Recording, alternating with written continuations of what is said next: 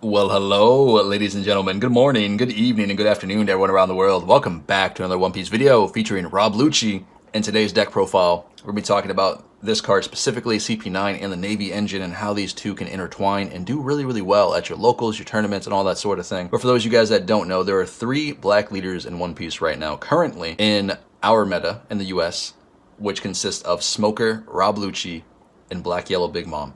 For those of you out there who are interested in playing Rob Lucci, what this leader actually does is it's very, very phenomenal, especially for playing against Whitebeard, especially playing for, any bigger leaders out there. And just in general, this card is just good. If you attack your opponent, right, let's say you're playing Whitebeard, okay, and you're going for game, and your opponent activates a lot of events, Radical Beam, Guard Point, what have you, to stay alive. Cool. Now what do? You kill something on their side of the field. When you do that, you discard 2 cards from your hand, you restand Rob Lucci, and then you swing again. So hypothetically speaking, let's say you had 5 Dawn already attached to them. They block you, discard 2 cards. You go restand, you hit again for 10k. That's drastic for a lot of decks. It's very hard to deal with sometimes. Now, this scenario for Rob Lucci is good in the early game to get rid of cards on your opponent's side of the field, and it's good for game closing. So Rob Lucci's effect is always useful, so do keep that in mind. We're going to dive into your 2Ks first. We run 4 Kafkas here. We run 4 Tashigis. I don't know how that happened. And then we run 4 Tazirus. I always butcher her name, so I'm sorry. But the notable ones here that you're going to be paying attention to are Kafka. And the reason being is Black does not have a lot of draw power.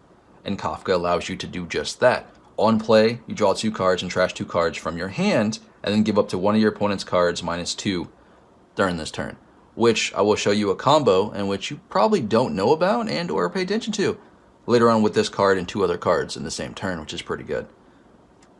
Now, we're going to dive into your CP9 engine first, because that seems to be a little bit more exciting. There's a lot more scenarios going on here. You got your Spandums, which is your 1-drop, your turn 1 play, generally speaking. And what this allows you to do is you draw 3 cards on top of your deck, right? And once you draw 3 cards, you choose 1 CP9. That CP9 card goes to your hand, the other 2 go to your trash, which can be like, oh man, why does that happen? That sucks. Well, with CP9, you're able to recycle your trash back into your deck. You don't get to shuffle it, but you get to put them back in and or play cards from your trash on your field with other effects, which is really, really good. Now, he is a 2K power, so he's not really hitting a whole lot, besides like puddings, your Namis, your Bonnies, all that sort of thing. That's about it. And now you got yourself 4 Fukurus, which is very, very good. He's like a pseudo Borsalino, except for a smaller version and with a better effect, considering this character cannot be KO'd at all by effects, so your opponent has to attack into it. This is on your turn and your opponent's turn, whereas Borsalino only works on your opponent's turn, so do keep that in mind. Now, this card is very, very good, considering it is a 3-drop. Borsalino is a 4, but it's staple in Smoker, it's staple in Big Mom, Black Yellow, it's staple in all black decks right now. And then you got yourself 4 Kumadori. This might be a surprise to some of you, but I think Kumadori is phenomenal in the metagame. I think 6k bodies right now are super, super good, especially they can hit numbers. They're hitting Whitebeards, 1 Dawn hit makes them a 7k, they're demanding 2ks from your opponent's side of the field, or opponent's hand. They are very, very strong, and especially in CP9, considering this card can come back from your trash on the field in a rested position. 4 Kakus, which is another staple card in CP9 and Navy. Kaku is phenomenal. Don't sleep on this guy, okay? Don't sleep on him. He is very, very good for what he does. It's board control. Very, very centric, amazing board control. He is a 5-drop with a 1k counter with 6k body, which is already pretty huge, right? Well, you may place 2 cards from your trash, right? That's CP9, okay? You put them to the bottom of your deck in any order you want. Cool. All right, got that out of the way. Then you KO up to one of your opponent's characters with a cost of 3 or less. And you're hitting your Zoros, you're hitting your Izos, your Magnas, you're hitting your Buggies, your Curly the Dans, you're hitting so many bodies with Kaku. You're hitting your Puddins, your Peros Sparrows, all the big cards that really, are out there to poke you occasionally. Kaku can get rid of them. And with other cards in this deck, Kaku can hit 7-drops as well, which is huge, because you're able to get rid of Big Mom. You know what I mean?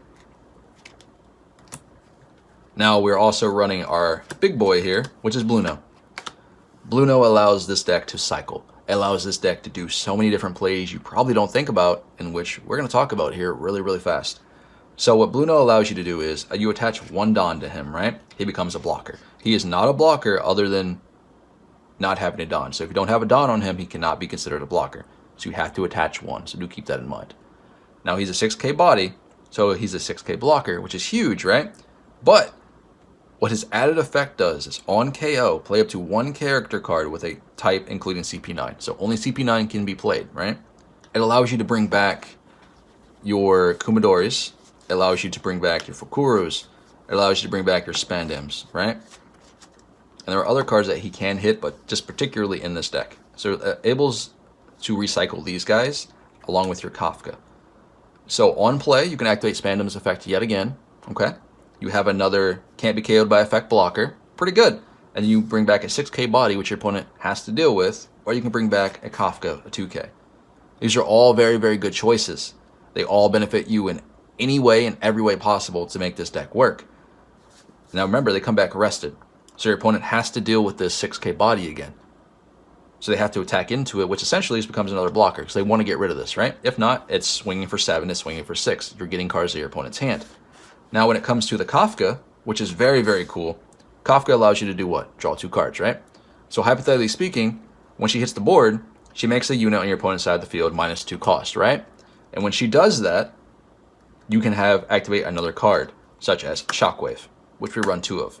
What Shockwave allows you to do is you get yourself your leader up to what? 4K power, right? And then you KO up to one of your opponent's characters with a 3 cost or less. So if they -2 from Kafka, you can also KO a rested unit, or another unit, sorry, that hasn't attacked, right? It has to be active.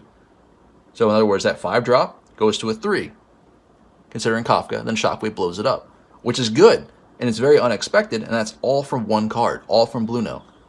And at the same time, you were able to draw 2 cards from Kafka's ability to keep you in the game, whether that be more 2Ks or another Shockwave, what have you. She allows you to stabilize.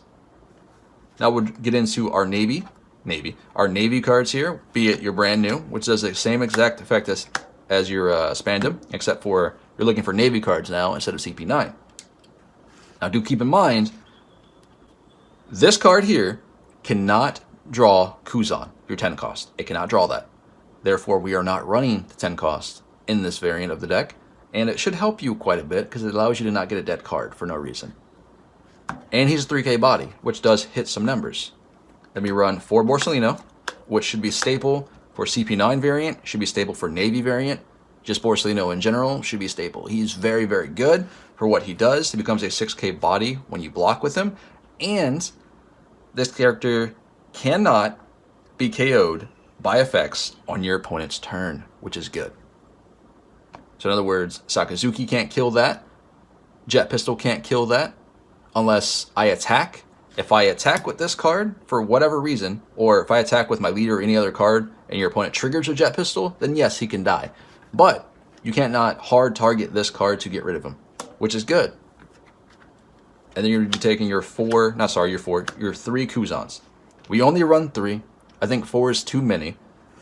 Be it this card does very good things for this deck and for any black deck in the metagame right now, but this one particularly, because at the end of the day, with Kaku, when you swing with him, you minus something on your opponent's side of the field. And then you can play a Kaku and just kill it.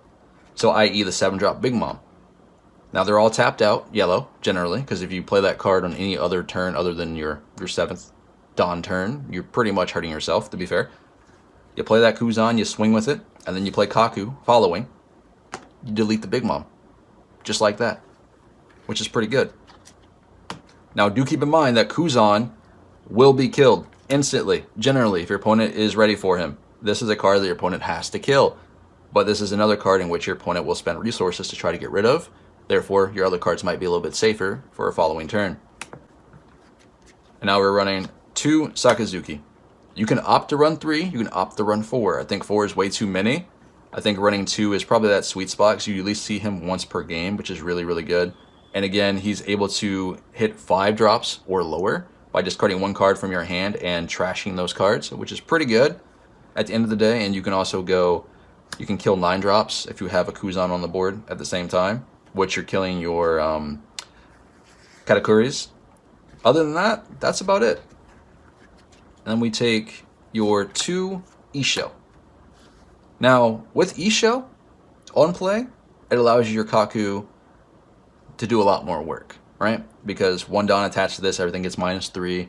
And at the end of the day, this effect allows you to trash 2 cards in your opponent's hand if they have 6 cards or more in their hand. So I would highly advise you to stop asking your opponent, hey buddy, how many cards you got? Because then they know you're going to play Isho. And our last card of choice is a tech card, which is Garp. We play 1 of Garp. You can take Garp out if you choose to add in 1 more Sakazuki or 1 in Kuzan if you choose to, or add the 10 cost Kuzan. But I think Garp, just in what he does, is really good. It demands a response from your opponent, because if you let this thing live for a turn or 2, you've got infinite value. Because every time you tap Garp, discard 1 card from your hand, pop something with 4K. And he's a 6K body. So he's hard for your opponent to remove without spending resources to do so. But overall, this deck list has been doing quite well for me when it comes to playing with black. Now, I've done the CP9 version, like full CP9 with Air Door. I also very much enjoy that one. It's kind of a toss-up between which deck does better. But I think this one here is more consistent for me, and probably more consistent for you at the end of the day. But overall, give it a shot. Let me know what you think about it. Yes, I know this playmat's phenomenal. If you want it, hit me up in the comments. I'll let you know how to pick one up. But either way, it has been Pawseplays. Remember to smash that like button, subscribe for future content when it comes to videos, when it comes to One Piece and or Pokemon. And I will catch you guys in the very next one. Stay safe out there. I'll see y'all later.